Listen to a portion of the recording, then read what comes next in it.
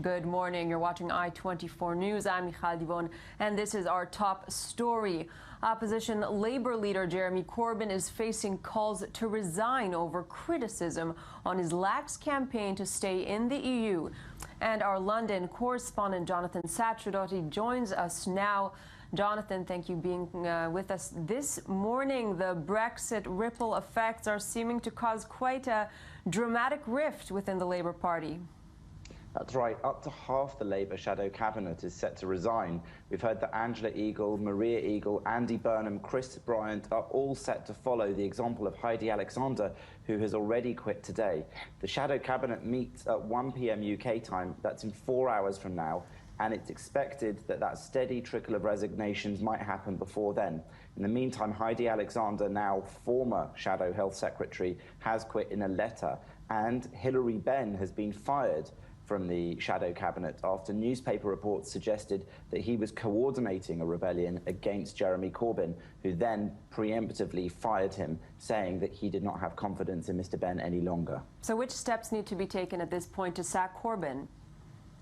Well, it's a difficult thing for the party to do, but they now fear that there could be a general election much sooner than expected, with the Tory leadership campaign about to kick off. They know that that could result in an earlier election, and that would mean that they have to be fighting fit in order to try to win. For a long time, Labour MPs have not supported, the majority of Labour MPs haven't supported Mr. Corbyn as their leader, but they felt they had time until the next general election to sort their house out. Now things seem much more urgent.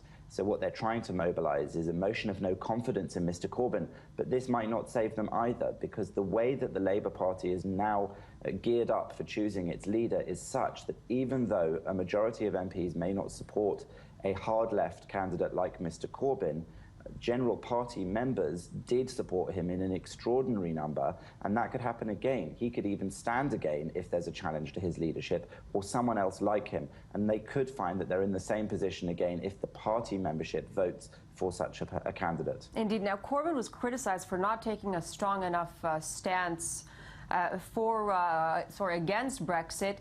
He lost support on both sides. Could things have looked different for him if he would have taken a stronger stance in either way? Of course they could, and that's the criticism that many in his own party have of him, that he is a weak leader who has been driving with the handbrake on, they say.